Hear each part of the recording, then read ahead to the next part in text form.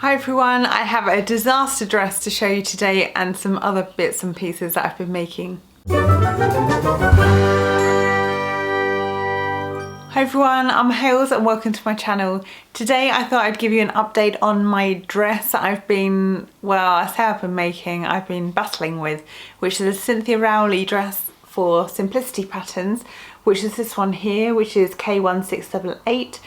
It is not a new pattern, it's been out for a while and I got this one off eBay, but I got it for the style line, so I thought it was quite a basic, simple dress.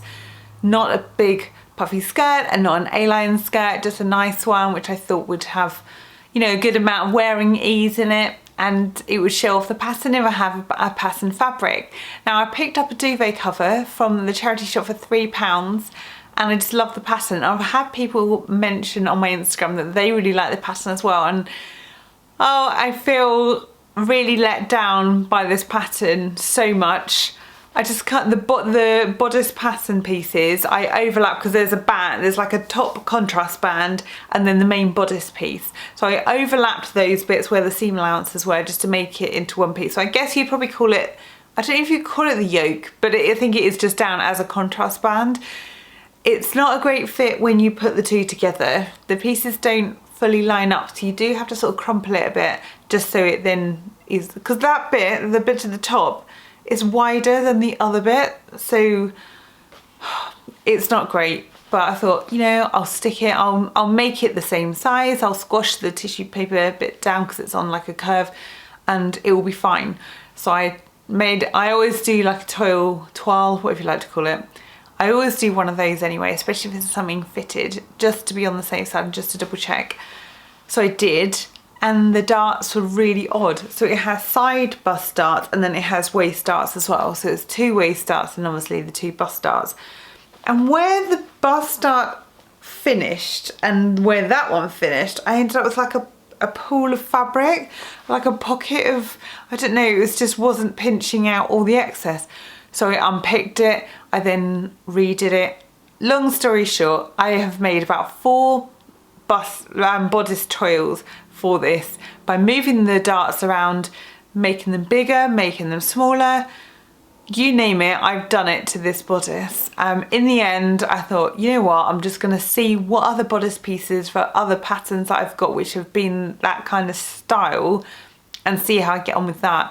Now I have made the Lee Kew Dress, which I made last summer. Let me show you, it is this one. Oh, there we go, this one here. So I thought the actual bodice pieces, they would be more or less the same kind of shape of what I was after. So I've got this one here, it's terrible, I put a Sharpie pen all over it, but there we go. And the back one here. Now this one has a button band down the front, but when I made mine I omitted the extra for the button band and I added it in the back for a centre back seam. Now I'd already cut the skirt part out for the Simplicity pattern, which has a side zip. So I thought, okay, so I need to put a side zip in the bodice for the Lee Kew Dress, which should be fairly straightforward. So I've moved it from the centre back to the side. So I just cut the back piece on the fold. But I don't know what happened. I overfitted it when I made it last year and it was too tight around the bust. I've put on a few pounds, so I knew I definitely needed to size up from the last time I made it. So I did, but then I didn't add enough at the top of the side seam, so that was really tight. And then for some reason the waistlines didn't match up, so the waistline of the front bodice was about ½ an inch longer than the back bodice when I sewed it to the side seam. So I thought, I don't really know why it's doing that.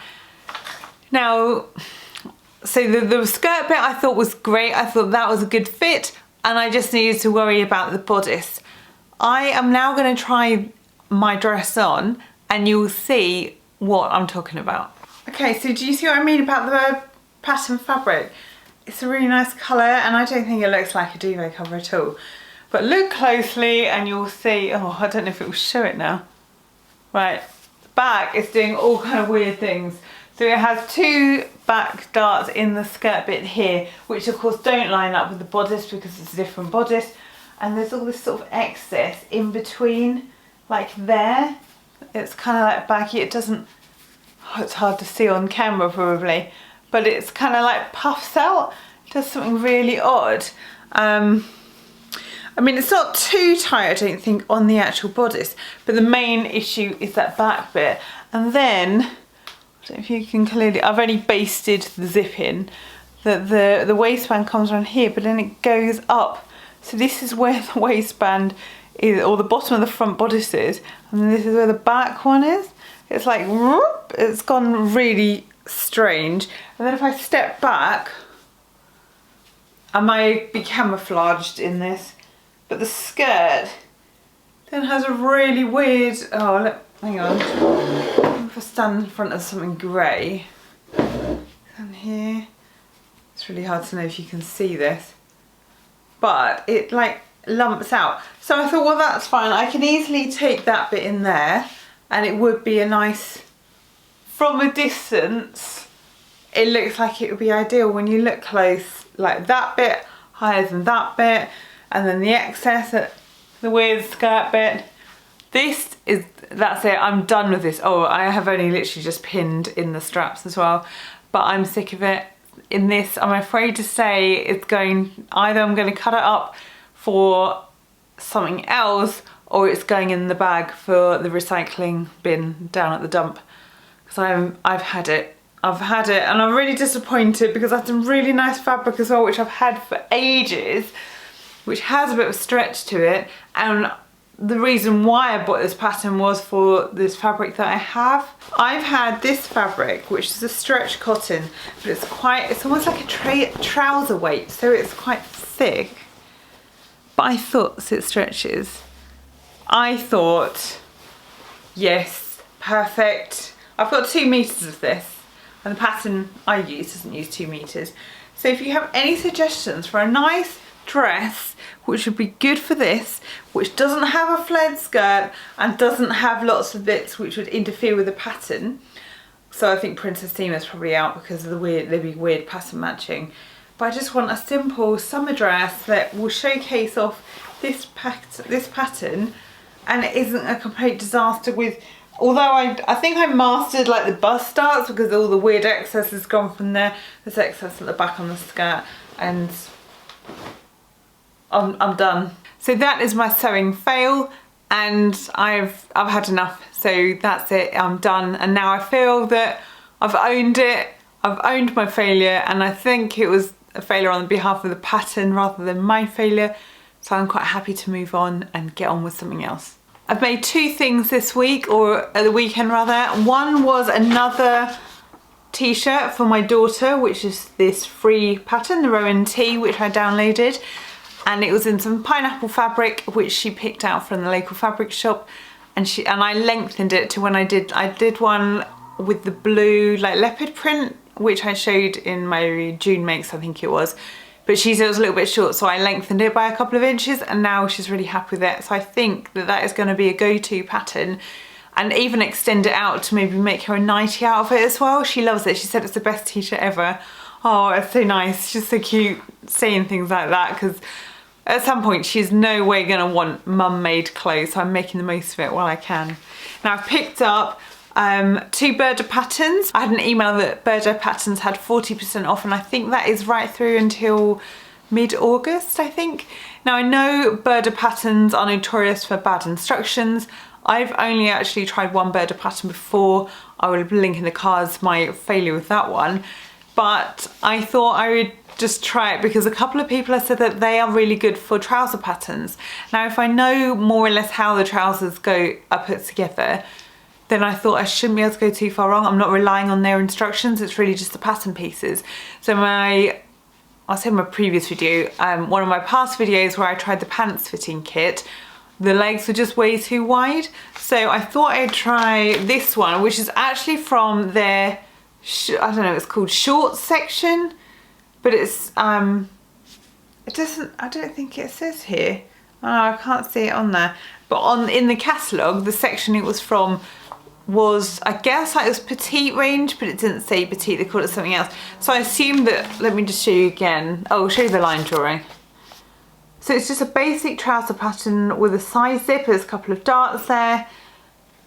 I thought I'd just give it a go because I thought if it's done for shorter people, I'm 5'3" and normally my inside leg length would be about a 29-inch leg, which is really tricky to find in terms of trousers because if you go for petite range, you're looking at about a 27-inch, which is, it's too short. 20, I can get away with a 28, 29 is probably the maximum, and then a lot of trousers and jeans are 31 inches. So I thought, well, if this is a shorter leg length, that means the crotch length should be shorter as well, so it won't have as much excess in the crotch, I'm hoping. The other one,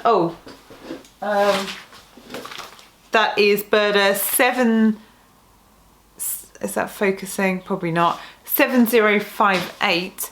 And the other one I got is Burda 6834, which is a skirt pattern, but I quite like the shape of it because it's not just straight, because it does sort of accentuate your curves, but then it just flares out just to balance it out. Or I might just try that one, but I quite like, for work, I thought that would just be quite nice because I am hourglass shape, so I don't want anything which is too A-line because I find that I just look a bit like a Mr. Man character. I feel like a cartoon character if it's like sticking way out. It's not my style. It's not, I don't really feel comfortable.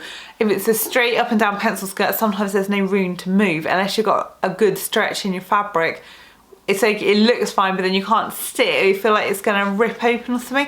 So I thought I would try that one because I quite like to accentuate the curves where I've got them, because I've spent years just covering them up and hiding under loose or baggy clothes. And actually I'm just gonna own it and go, this is my figure. It will fluctuate, but the shape of it always sort of remains the same, of that shape, which is why I like a bit of waist definition. Otherwise I just feel like it makes me look bigger than what I am. So they are the two patterns that I have acquired. The other thing that I made, which I'll insert a picture, is a tie. And I've never made a tie before, but I made it for my son's part of the school play. I previously said that I've just ordered a jacket off eBay for him. I got him a shirt which someone had given to me, and he was wearing a pair of school trousers, but he needed to be a country gent. So he said he needed a tie, so I thought I'd give it a go. And I saw a tutorial through a Facebook group run by BST Fabrics, and someone did a tutorial and she made a tie within 5 minutes, and I thought, wow, that is so easy, that's super quick.